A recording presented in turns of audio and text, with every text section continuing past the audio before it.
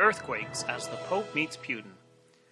The earthquake that rocked California this week reminded us that our whole environment can change so quickly and unexpectedly. There is something about our psyche that expects things to continue as we have always known them to be. Something that echoes the words of 2 Peter 3 verse 4, which says, "Where is the promise of his coming? For since the fathers fell asleep, all things continue as they were from the beginning of creation." Earthquakes are like that. Even though humans may theoretically expect them, they don't expect their worlds to be rocked and changed in the way they can be when these types of things happen. In an earthquake, suddenly everything is moving, nothing is stable, and everything is changing. We may theoretically expect the coming of Jesus Christ, but do we live that way every day? Naturally, we are more likely to think, where is the promise of his coming? Jesus Christ had a warning for his day which equally applies to us. He said, "Verily I say unto you, this generation shall not pass away till all be fulfilled. Heaven and earth shall pass away, but my words shall not pass away. And take heed to yourselves, lest at any time your hearts be overcharged with surfeiting and drunkenness and cares of this life, and so that day come upon you unawares." The Jewish rulership of that age was to be removed. The nation was to be scattered out of the land. Everything would change. Nothing would be fixed. It would all pass away. It's the same for us. The rumblings of the end of our Western societies are well underway.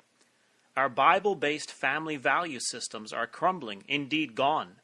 Without this, our societies cannot sustain themselves.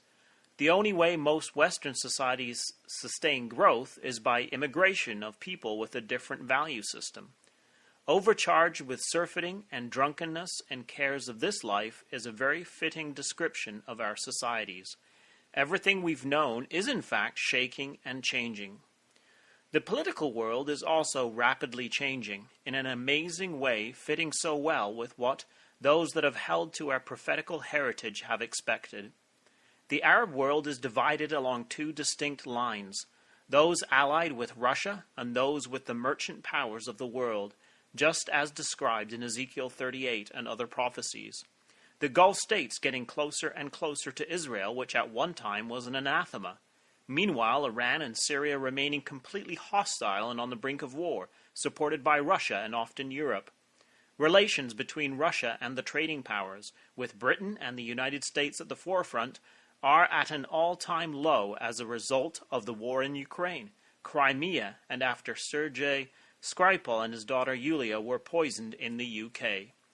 Europe, however, sees Russia as an essential partner, and despite all continue to work with that philosophy, resulting in President Trump's sharp rebuke of Germany for its continued reliance on Russian energy and moving forward with the Nord Stream 2 project, which he says will leave Berlin captive to Moscow. On June 12th, Bloomberg reported, Trump threatens Merkel with pipeline sanctions, U.S. troop cut. Russia says efforts to block the pipeline amount to blackmail. In the prophecy of Daniel, religion and politics mix in the vision of the four beasts in chapter 7. These four beasts run parallel with the segments of the image of Daniel chapter 2. In Daniel 7, the fourth beast actively engages in religious matters with his mouth, which speaks great words against the Most High, wearing out the saints of the Most High, and thinks to change religious times and laws. This fourth beast is undoubtedly Rome, which in its various forms has engaged in warfare with the holy ones of the Most High down through the centuries. This religious aspect is reflected in the Babylonish head of gold in Daniel 2, called in Revelation Babylon the Great. The metals of the image each represent a phase of the kingdom of men.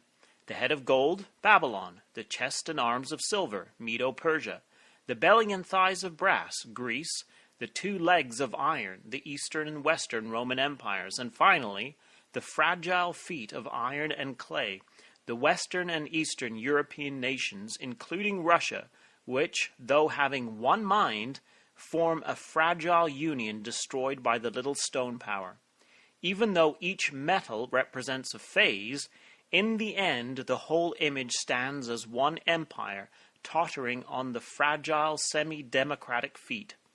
This is evident from Daniel 2, where the prophecy tells us that the image was broken to pieces together. In order for the image to be broken together, it must stand together as one image empire. So we clearly expect the emergence of a latter-day Roman Empire, tottering on its semi-democratic clay and iron feet, yet, as the prophet describes, the form thereof was terrible. Its voice issuing from the Babylonish mouth will also be terrible, making supposed religious pronouncements against the Most High. The report, therefore, of the Pope meeting Putin is of great interest with these prophecies in mind and many others which we have discussed here on Bible in the News from time to time. This is, in fact, the rumblings of a massive political earthquake, which will eventually result in the erection of the formidable image of Daniel chapter 2. Bloomberg ran the headline, "Putin Meets Pope as Relations Thaw Between Russia and Vatican." The talks took place a day before the Pope chaired a meeting on Ukraine. The article said President Vladimir Putin met Pope Francis in the Vatican on Thursday amid signs of closer ties between the Kremlin and the Roman Catholic Church, and the Pope and Putin expressed their satisfaction at how ties are developing, the Vatican said in a website statement. Euronews reported that the meeting, which lasted just under an hour, is said to have focused on the situations in Syria, Ukraine, and Venezuela, which Putin ultimately said was very substantive and interesting. All these events should arrest our attention, as we expect that great day when the Creator will shake the earth, and they shall go into the holes of the rocks and into the caves of the earth, for fear of the Lord and for the glory of his majesty, when he ariseth to shake terribly the earth. Isaiah 2, verse 19. As we have considered the Bible in the News this week, it should help us to remember that the great day is coming, when nothing will be the same, everything will change, and the kingdoms of this world will become the kingdoms of the Lord and of his Messiah, the King of Israel. Thanks for listening. This has been David Billington with you for the Bible in the News at www.bibleinthenews.com.